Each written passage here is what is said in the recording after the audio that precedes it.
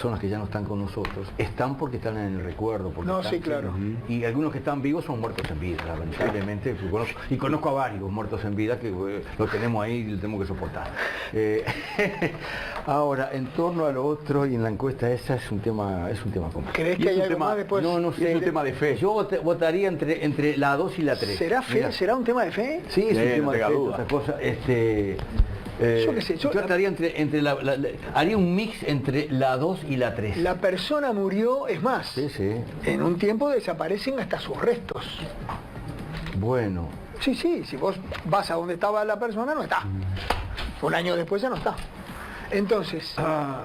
Mirá, es todo tan relativo que estuve ahora en Canarias y fui al Museo de Canarias, porque quería conocer la historia. Ya lo conté que son 60 generaciones que vivieron en Canarias, antes que llegaran los castellanos, 10 años de guerra, los mataron a todos, los esclavizaron, y ahora están emigrando los mismos, de los mismos países africanos, a Canarias. Entonces yo me preguntaba, ¿están invadiendo o están volviendo a su casa? Pero bueno, más allá de eso, en el museo veo en las paredes, acá también, siempre me molesta realmente, me agrede, veo decenas de cadáveres, decenas de esqueletos de los bereberes, los primeros habitantes de Canarias.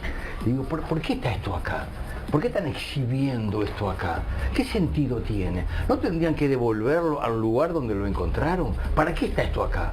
Me explicaron que un investigador francés, cuando vino, hizo una cosa, en aquel momento que habían los prejuicios de las razas inferiores para medirse el cráneo, pero eso pasó hace mucho tiempo. ¿Por qué ahora mantenemos eso? Lo mismo es cierto cuando veo acá en un museo un esqueleto de un charrúa. Digo, ¿qué es eso? Entonces, puede decir que no existe más nada. No sé, eso es todo muy relativo, Como trajeron a CP, para mí, un héroe, y lo metieron en el Panteón Nacional con los enemigos de él, disparate. Me pareció un verdadero... Era un disparate que estuviera en un museo en Francia. Eso era disparatado. Allí tuve el gusto con mi amigo Rodolfito Martínez Barbosa, que iniciamos poco menos aquella campaña de firmas, que parecía imposible. Siempre cuento, con Rodolfito entramos un día a la Embajada de Francia a entregar la firma, y dice Rodolfito, estamos ocupando la Embajada de Francia. Sí, estamos adentro acá, Alberto, y estamos con la firma. Eso es convicción de cosas, ¿no? Parecía un disparate aquello, pero bueno, fue avanzando, y se logró que Francia, que tenía exhibido, es una cosa vergonzosa, lo devolviera. Dale panteón con sus enemigos. Digo, no habría que replantearse. Entonces, eso que no existe más, te lo pongo un poco en discusión, porque no es tan así. ¿Vos, Edgardo? Otro más. Es más, yo creo que tendríamos que devolver la encuesta. No, devolver esa momia egipcia que tenemos, que tiene la Intendencia. Yo creo que tendría que devolverla a Egipto. Habría que devolverla. Hace unos cuantos años, tuve una actividad cultural allí en Libertad. Una cosa cultural allí, y me entero que hay una momia en la Patagonia. ¿Qué hace esta momia acá? Dice, no, la trajo un pescador de Chile, qué sé yo. Digo, ¿cómo está acá esto? Esto hay que devolverlo. No puede estar acá en un sótano. Es un cuerpo eso. Yo no sé si hay un espíritu allí, si no hay, no sé. Pero no se puede tener eso, no se puede estar en una exhibición. Me parece humildemente. Muy bien, Héctor, gracias por venir, gracias por estar. Me salvé del interrogatorio. No, somos delicados. A veces La 2. ¿La 2? ¿Cuál era la 2? Qué buena respuesta. A ver, ¿cuál era la 2? La 2 era, después no hay más nada. No, perdón, me equivoqué. No, me equivoqué, la 1. La 1, por supuesto que creo que es. Perdón. Héctor Florit fue, ¿durante cuánto tiempo director de primaria? Del 2012 al 2015, después que renunció Óscar Gómez. Antes había estado en el Codicen 5 años, y después estuve como consejero de primaria cuando la directora era Irupé Busetti. Así que de alguna forma acompañé, o en el Codicen o en el consejo de primaria, los 15 años de las 3 administraciones del frente. ¿Te ofrecieron algo para este periodo? Me preguntó el ministro, y yo le planteé que yo creía que era el tiempo de militar en las organizaciones sociales, que fue mi origen, ¿no? Yo en realidad siempre fui un militante social, prestado a la administración, disfrutando mucho esos 15 años, pero bueno, tarea cumplida. Ahora estoy dando una mano en ASU, en ONASPU, en alguna cuestión de formación sindical, bueno, volviendo a las raíces. Hace una semana, un importante dirigente político de este país me dijo, fue el mejor director de primaria que tuvimos. Es un amigo. Seguramente, pero no tenía por qué haberlo dicho, ¿no? Era simplemente, estábamos hablando de primaria y de un montón de cosas, y me habló de algunas cosas que se lograron en tu tiempo. Me contó una que era una canaleta que hicieron un día desde una escuela hasta un arroyo para lograr que el agua circulara, y que era pico en mano, pala en mano, y el maestro fue como director de escuela. Bien, bueno, en la 95, no importa por dónde no está vinculado, mirá. Por el Trócoli. Eso fue mucho, fue en el 90 y algo, 96, 97. Yo creo que el rol del director es de un liderazgo importante en la comunidad. Ajá. Y las escuelas generan un vigor y un vínculo con la comunidad muy a partir de la gestión que hacen las direcciones escolares. Por eso todo aquello que no sea muy cuidadoso con el bienestar y con el disfrute de los maestros, los auxiliares, los directores en las escuelas es un pasito atrás. La escuela pública funciona si hay comunidad, si hay maestras, si hay directoras si hay padres, si hay por eso la comunidad, si hay padres dispuestos a comprometerse en la educación de ese niño. El blindaje de la escuela pública es la comunidad. Sí. No es el 222. Yo defiendo a morir 122. Yo defiendo a morir la escuela pública, será porque fui feliz en la escuela pública, la verdad. Yo fui al Parque Bellán y la verdad directores con convicción, ¿no? Estoy pensando en Mastonte, Villa García, hizo ese director, por ejemplo, con la comunidad. Él estaba en la primera trinchera. Por supuesto, el día de hoy encuentro gente que me habla. José Pedro Martínez Matonte. Matonte, de la experiencia cómo transformó esa escuela, abrió las puertas y, como dices tú, la comunidad la tomó. Y creó un liceo no oficial, con la propia comunidad. Hizo cosas increíbles, José Pedro. Pero de esos ejemplos, Marino Orozco, en Cuchilla Pereira, Víctor Brindisi, en El Cadorna, son directores donde la escuela terminó siendo la escuela de 40 años después. En vez del nombre de la escuela es el nombre del director o maestro que hizo. Exactamente. Y eso está buenísimo. Héctor, ¿están dadas las condiciones? ¿Siempre estuvieron dadas? ¿Están dadas para que no haya deserción escolar, que hay mucha? Bueno, tenés hasta las 6 de la tarde. ¿Sabés qué? Creo que lo que hay es ausentismo, ¿no? Digamos, la deserción en eso de que dejé de ir y no voy a volver a ir, es poca. En la escuela primaria siempre fue muy poca, siempre fue menos del 1%. Lo que es dramático es el ausentismo, es decir, ¿cuál es la diferencia? Con las deserciones no voy más. Ese ausentismo de alguna forma los voy a buscar, son estos 5.000 muchachos en todo el sistema. Desde los 3 años hasta los 18 había 5.000 que no están inscritos, o que estuvieron en un momento y no se volvieron a inscribir. ¿La solución es no darle la asignación familiar? No sé si es la solución, es un prerequisito que es legal. La ley, creo que la 18.227 obliga. Creo que el no hacerlo es una pésima señal. Entonces es una medida más de un conjunto de medidas para una cuestión absolutamente desgarrante, que es un niño que no está yendo a la escuela. Ese niño que no está yendo a la escuela, ¿dónde está? ¿Está en una boca? ¿Está dando vueltas en la calle? ¿Está siendo sometido a situaciones de riesgo? Hoy se conocieron los datos de los heridos de bala. Ese clima de violencia de alguna forma también expone a los niños, a las niñas, a los jóvenes, y en los hechos hay heridos. El lugar del niño es la escuela, y todo el sistema de protección que tiene el Uruguay está alrededor de la escuela, ¿no? Digamos, las vacunas las controlás en la escuela, el control de la vista o odontológico lo haces en la escuela, la alimentación la controlás en la escuela, el vaso de leche se da en la escuela, el asistente social está radicado en la escuela. Después articula, por supuesto, con el CAIF, con el INAU, etcétera. La prestación de la tecnología, el acceso a la tecnología, es el plan Ceibal, está en la escuela. Es decir, pensar que un niño no está en la escuela es hacerle perder su condición de un integrante de nuestra sociedad. ¿Qué es lo ideal para hacer lo que vaya a la escuela? La comunidad hay que hacer muchas cosas, ¿no? Unas cuantas cosas. Yo creo que sobre todo hay que analizar por qué empeoró tanto la asistencia. Yo traigo un grafiquito que explica más que muchas...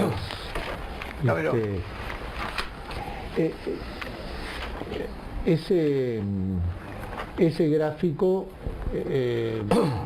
primero parte de que el ausentismo existía, ¿no? Digamos, el ausentismo no empezó con la pandemia, el ausentismo no empezó 2 años antes, el ausentismo es una situación que se arrastra desde hace décadas. Yo nada más que a título ilustrativo traje un librito que ahora corriendo en casa antes de salir encontré. Año 99, la inasistencia escolar en primer año de escuelas públicas de Montevideo. Planeamiento de la ANEP.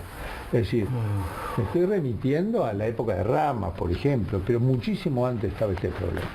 Acá el problema es, ¿por qué hay esta disparada del ausentismo? ¿Por qué el 36%, es decir, más de 1 de cada 3 de los niños de los contextos más desfavorables faltaron prácticamente 1 mes y medio o más?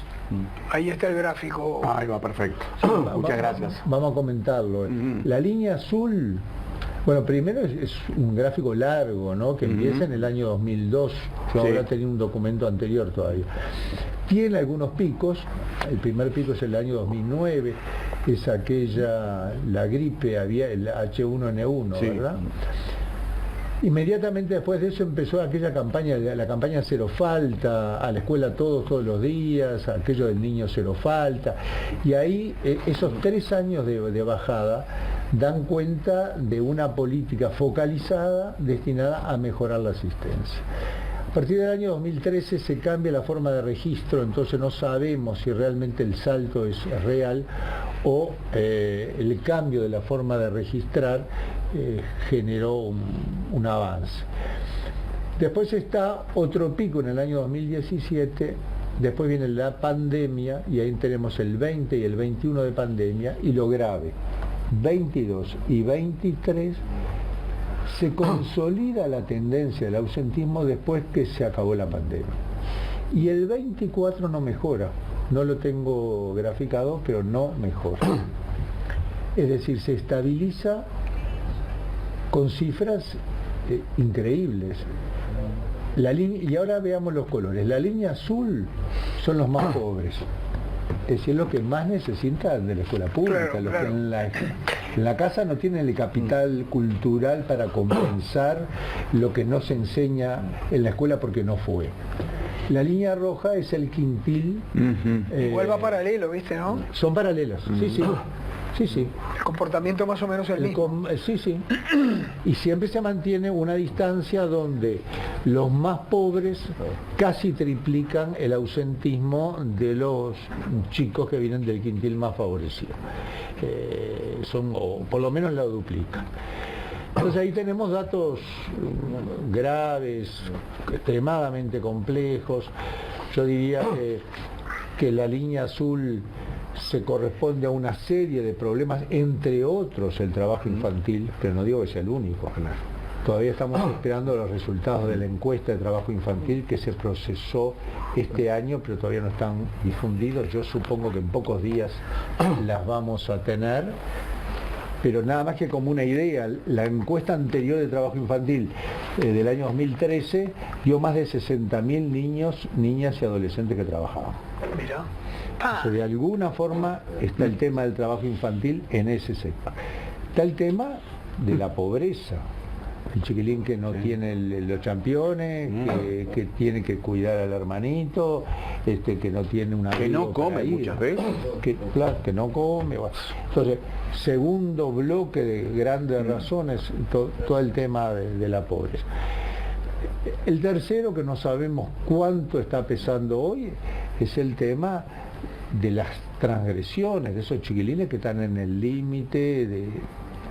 No se sabe muy bien, están encargados de una boca, bueno, eso es lo que no se sabe. Hay maestros que dicen que hay muchos chiquilines en esta situación. Y después creo que hay un contexto más general, que es cierta pérdida de la cultura de la asiduidad. Claro. Donde todos somos de alguna forma cómplices, ¿no? Es decir, si vemos en el horario de escuela un gurí dando vuelta en una túnica y nadie le dice, che, ¿qué haces acá? ¿Qué haces? ¿Te acompaño a la escuela? ¿Te perdiste? ¿Qué estás haciendo? Por lo menos hacer sentir de que hay una preocupación.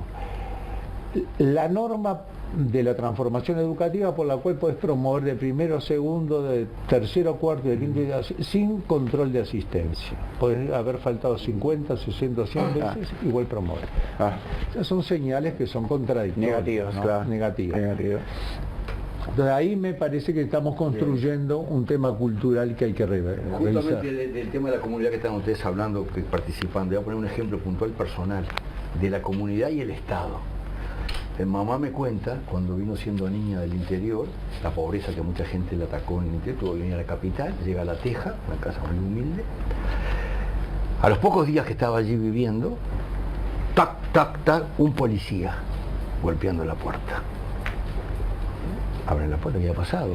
Los vecinos habían denunciado que había una niña en el barrio y todavía no estaba yendo a la escuela. Eso es la comunidad atenta a lo que dice Fiorí con un niño. Y eso es el Estado participando. Ese policía cumpliendo un rol de agente civil, de guardia civil, el rol que todos quisiéramos cumpliera la policía. Ejemplo puntual. No teoría, algo que pasó aquí en Uruguay. Eso no funciona ahora. Bueno, la policía comunitaria cumplió un rol importante de que se instalaron los policías comunitarios. Creo que está habiendo una decisión de volverle a dar un rol importante en ese sentido. Pero también creo que tiene que haber un conjunto coherente. Así como creo que es muy importante esta iniciativa de haberlos ido a buscar a los chiquilines, a estos 5.000 que no estaban inscritos, que en marzo no estaban en ningún lado. Y se rescató 42%, 2.000 y pico. 2.246, lo comenté hace un rato. Exacto. Es una muy buena noticia. Es importante, quiere decir que cuando va un policía comunitario, va un asistente social, va un inspector del INAU, va el maestro comunitario, va a escuelas disfrutables, hay una sensibilidad frente al tema. Igual quedaron 3.000 sin ir. Y ahora queda la segunda parte, que es, ahora que estos 2.200 se incorporaron, se inscribieron. No perderlos. Claro, van a ir, están inscritos, van a ir.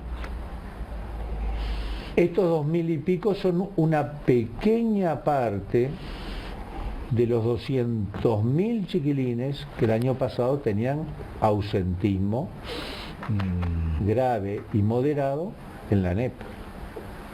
Es decir, estamos hablando de que sobre 700.000 hay un porcentaje altísimo que tienen ausentismo importante. Claro. Ahora tenemos esos cientos de miles más los 2.246 para controlar que efectivamente vayan.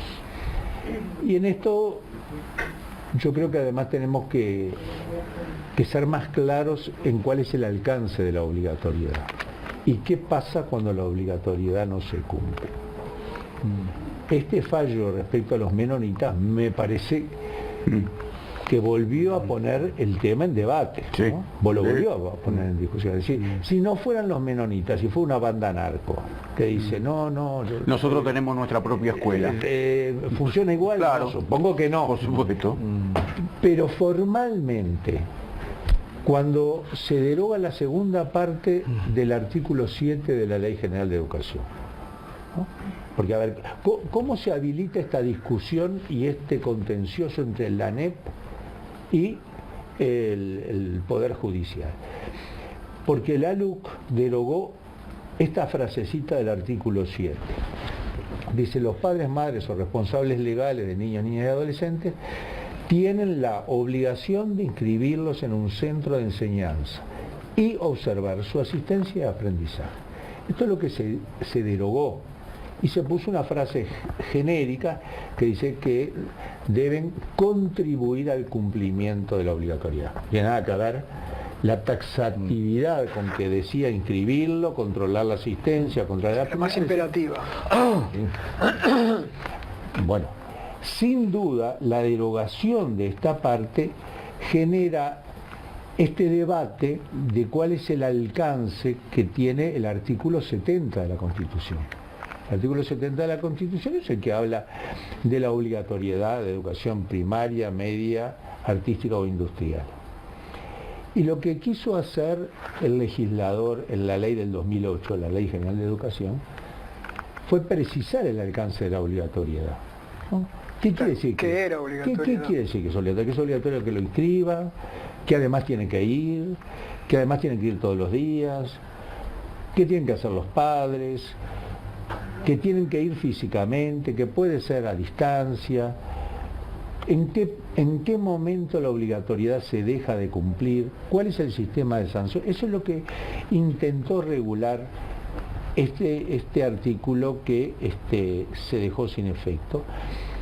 Y hoy el Poder Judicial, el CODICEN y seguramente muchos de nosotros entramos en este debate si los menonitas están cumpliendo o no, yo no digo con la educación, pero es una cosa muy genérica, están cumpliendo o no con la escolarización, con la obligatoriedad de escolarizar. Bueno, entonces seguida la pregunta es, bueno, pero ¿qué se entiende por la obligatoriedad de escolarizar? Y acá me parece que se generó un vacío que ojalá los legisladores, ya algún legislador me llamó, puedan reglamentarlo, puedan reglamentar cuál es el alcance. Para quienes no saben, los menonitas son un grupo religioso anabautista, pacifista, originado en Europa durante la Reforma del siglo XVI. Son conocidos por su estilo de vida conservador, sus tradiciones culturales distintivas y su práctica del pacifismo. En Uruguay se establecieron en 1948 y se dividen en Esa gente, los chicos de esa comunidad, no van a la escuela, argumentan que igual asisten a la educación o a la enseñanza o no sé cómo a través de la virtualidad, es decir, a la distancia, sí, con colegios de Estados Unidos y todo lo demás. Sí. Esto llegó a la justicia, lo que a mí me sorprendió es que la justicia le dio la razón. Y porque por algo el legislador había eliminado esta cláusula. Por ese vacío que acaba de decir. Claro. ¿Por qué se saca esto? Esto, a ver, quizás los menonitas no es la situación más dramática, porque seguramente ese centro, la propia comunidad les puede dar muchos elementos. De repente más el debate con los menonitas este es el sentido de la educación pública con que soñó Varela, ese elemento de integración donde los inmigrantes se incorporaran a la sociedad. Así se construyó este país, donde cada uno tuviera su propia escuela y mantuviera su propio idioma. Los textos son en inglés, por ejemplo, los menonitas. Entonces, yo creo que se aparta radicalmente de una concepción vareliana de la educación. No, y lo grave es cuando es un círculo cerrado, donde vos vivís aislado del mundo, es decir, no solamente en cuanto a la educación, sino que vos vivís en una comunidad que no tiene contacto con el exterior. Sí, ese niño, un niño que va a la escuela regularmente como cualquier otro chico del Uruguay, tiene interacción con uno, con otro, va a seguir una carrera, va lo que fuere, va a trabajar. Ahora, en esa comunidad que es interna, que es cerrada, va más allá de si es educado o no. El que te cruzó en las últimas horas fue Robert Silva. Eso mismo iba a preguntar. Porque Robert Silva dice que ellos tienen la escuela desde hace 12 años, o sea, mucho antes que la LUC, y que ahí no había ningún tipo de divergencia. Lo que pasa es que por algo en el año 2008 se pone esta cláusula, porque yo no tengo duda que hay una cosa que dice Robert Silva que es verdad, que esta idea de escolarizar como la inscripción, la responsabilidad de los padres, el control de asistencia y el control de aprendizaje, fue un avance de la ley de educación del 2008. ¿Qué se hacía antes? Bueno, efectivamente, había de repente un estanciero que contrataba a alguien que más o menos pudiera alfabetizar y tenía a los hijos del capataz. Yo puedo poner ejemplos directos que vi en el año 76 en Quebracho de Cerro Largo, ¿no? Que era así. Esa forma de educación que quizás era admisible porque entre otras cosas estaba regulado un examen de ingreso al egreso de primaria, fue lo que intenta salvar la ley de educación con ese párrafo que explica qué quiere decir obligatorio. Yo adhiero a esta forma de verlo. Obviamente el doctor Silva no, porque por algo impulsó la LUC, por algo se alentó esta forma de permisividad en términos de asistencia. El doctor Silva también es responsable, o digamos, fue protagonista en esta visión de la transformación educativa, donde se promueve independientemente si el niño asistió o faltó un mes, o 2 meses, o 3 meses, ¿no? Bueno, son diferencias. Creo que fue un poco más duro el doctor Silva porque me acusó de mentir, pero es un poco el estilo de los políticos de tener algún protagonismo. Pero de la diferencia sí, tenemos absolutas diferencias.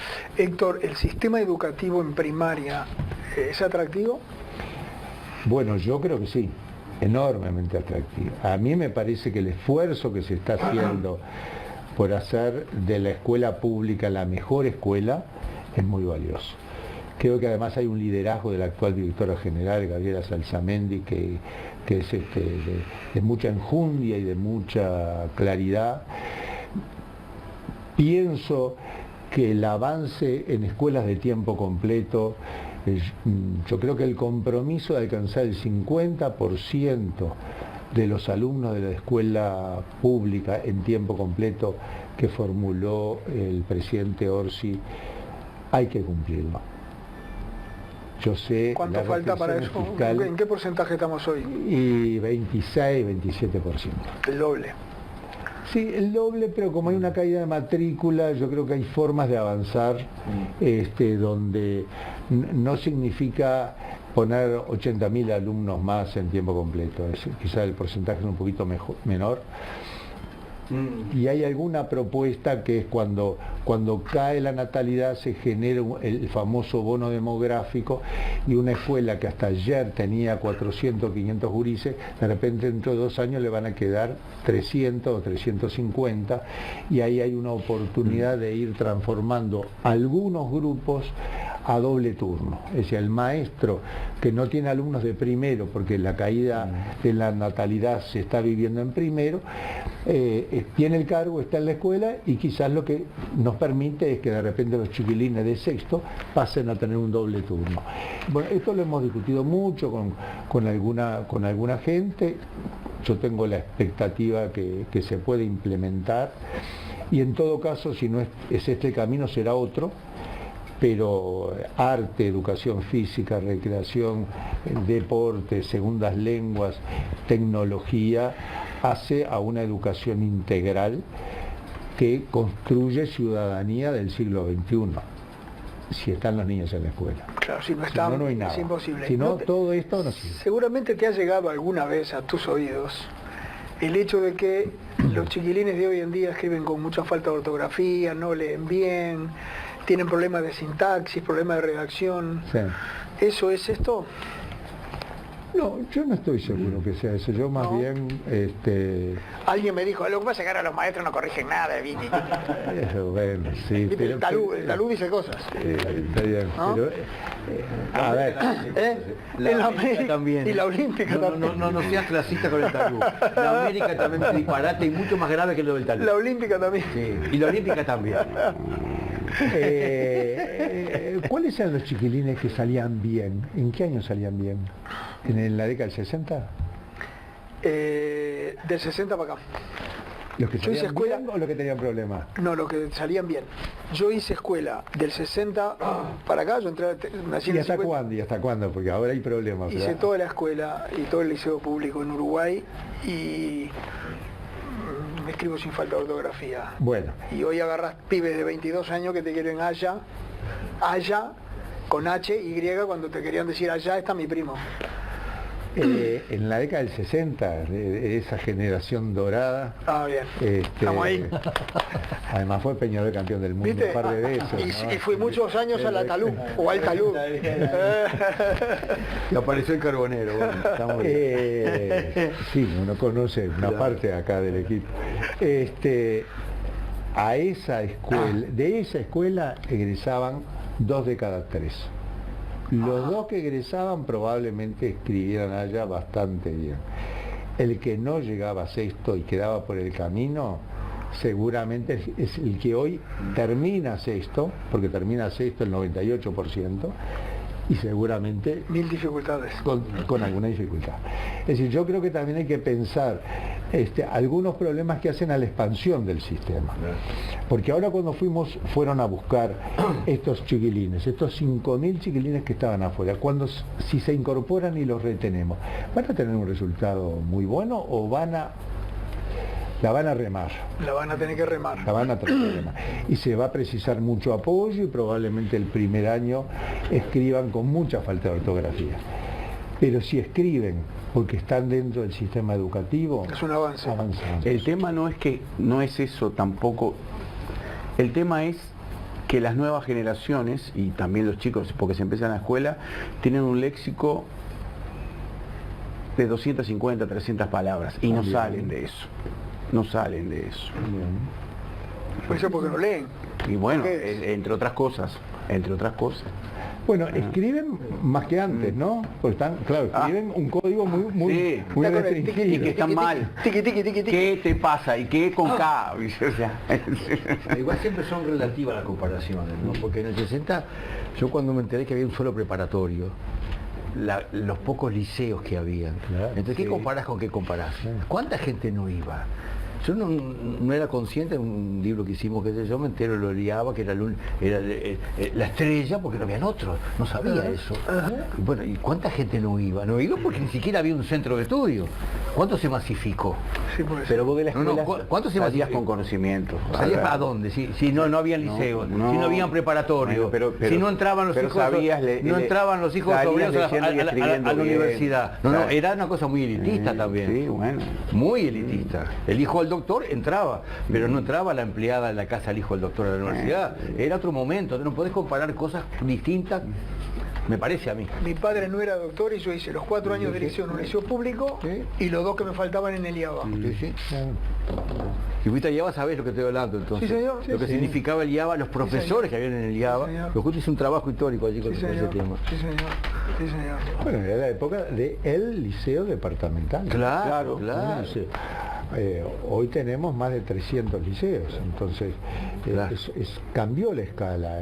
Hoy la obligación es universalizar la educación media, un enorme desafío y bueno, hay que seguir. Bueno, Héctor, gracias por haber venido. Un placer, arriba. La verdad que alguna- linda chava. Creo que alguna vez te la dije, A ver. trabajé con tu padre. Ya, mirá. Sí. Sí, seré viejo. ¿Pero Sí, por en sí, qué? sí, ¿Qué? sí. ¿Dónde? ¿Cuándo? ¿Cómo? Juan espectador. Carlos Florit. Mira. Sí. Allá por la década de los 80, ¿En dónde? el Mirá, espectador, mirá. Radio El Espectador tenía 5 minutos antes de la 1 de la tarde, Sí. que era el principal noticiero, una especie de editorial que se llamaba Opina el el Espectador. Mira.